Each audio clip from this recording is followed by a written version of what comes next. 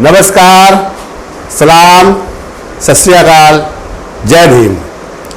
साथियों, आज हम लोग लाइव पर हैं और एक ज़रूरी बात आपसे ये करनी है कि देश में जो विकृतियां हैं, विकृतियां का आधार कौन है और ये देश में जो लोकतंत्र का सिस्टम है, कैसे लोग एक साथ जुड़ेंगे, कैसे एक दूसरे में भाईचारा आएगा, इसका कौन अवरोधक है।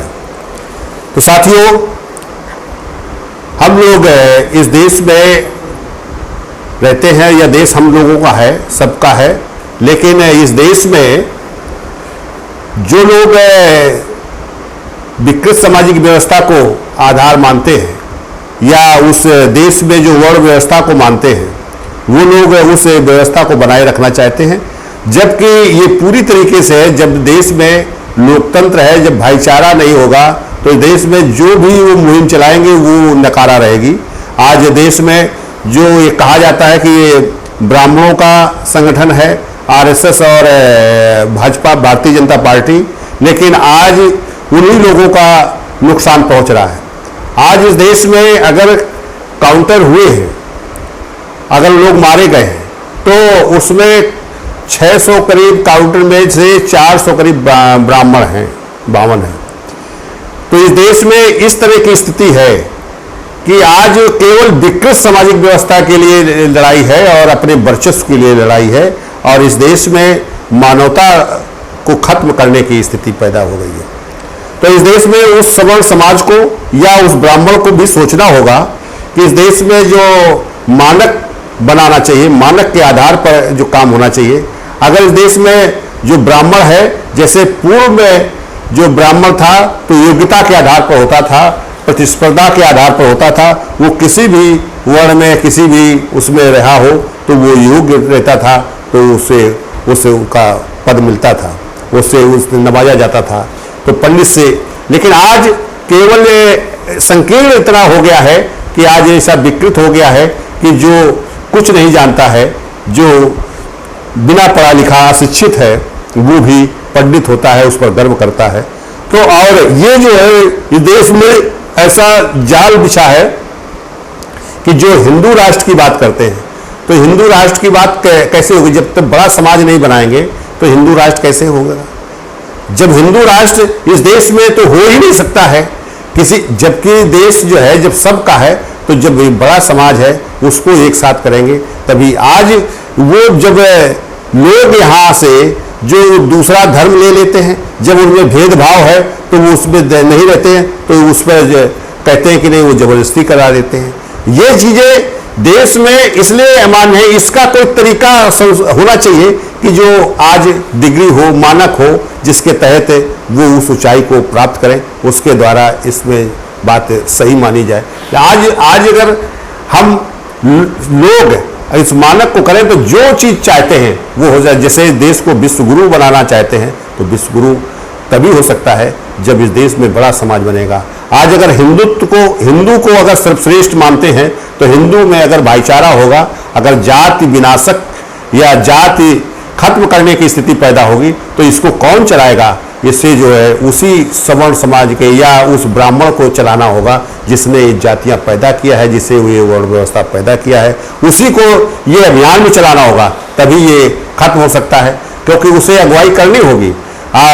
ये देश में अगर ये अगर नहीं हो सकती है, तो सबसे ज़्यादा नुकसान उन्हीं लोगों का होगा जो विकृत सामाजिक व्यवस्था का जो संचलन किया है, जो उसको बनाए रखना चाहते हैं, जो इस देश में ब्राह्मणत्व को बनाए रखना चाहते हैं। इसलिए इस देश में राष्ट्रीय भागीदारी आंदोलन का जो रजिस्ट्रेशन किया गया है, जो राष्ट्रीय भागीदारी आंदोलन जो चलाया जा रहा है, वो इसी का है कि इस देश में कैसे मजबूत भारत बने, कैसे इस देश में भाईचारा आए, कैसे बंधुत्व कायम हो।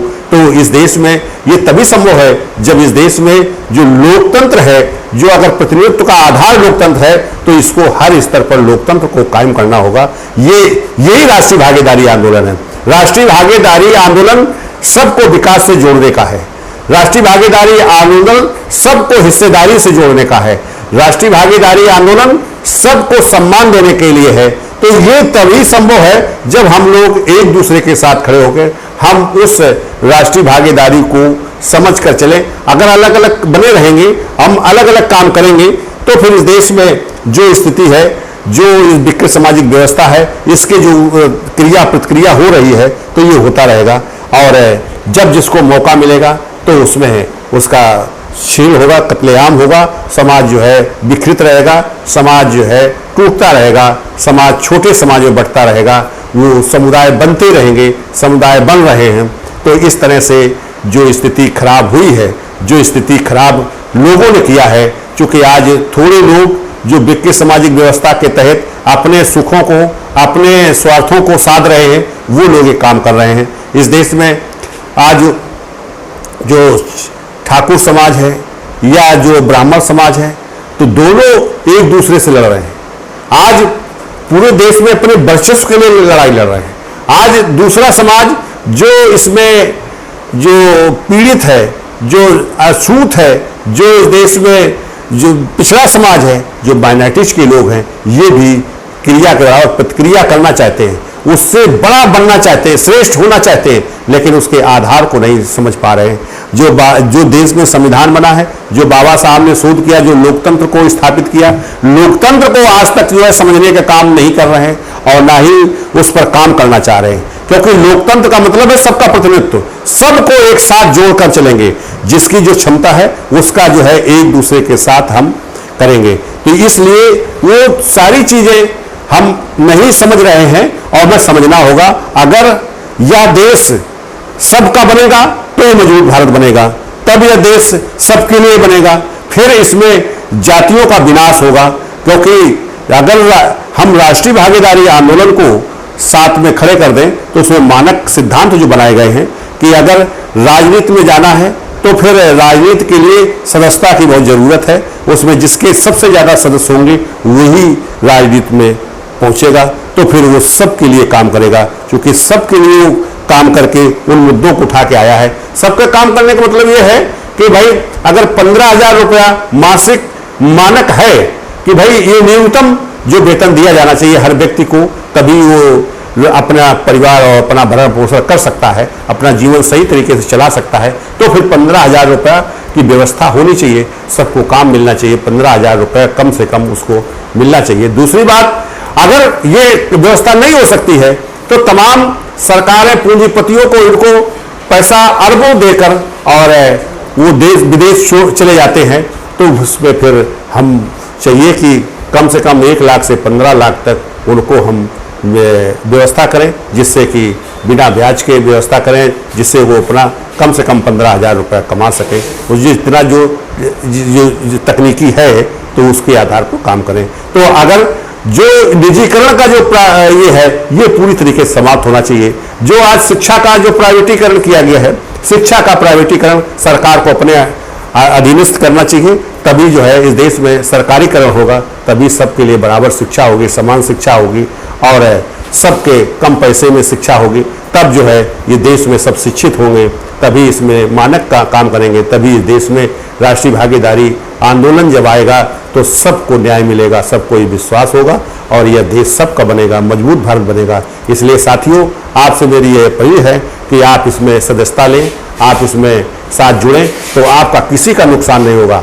अगर वो मैन पावर जो सिस्टम है, मैन पावर जो नेटवर्किंग की जा रही है, तो इसीलिए की जा रही है कि पूरे देश में कैसे ये चल सके, कैसे समाज को हम एक साथ जोड़ लें, जो विकृतियां हैं उनको दूर किया जाए, समान सामाजिक व्यवस्था लागू हो, तभी ये जो है देश की स्थिति साफ हो सकती है और हम सभी लोग तभी मजबूत हो सकते हैं। तो पैसा का जो मामला है, सदस्यता का है, उसका किसी का भी जो है कोई नुकसान नहीं होगा। उसे 6 साल में उस अपने वेतन का दो गुने से लेकर 10 गुने तक उसको मिलेगा। इसका किसी का भी कोई पैसा नहीं मारा जाएगा।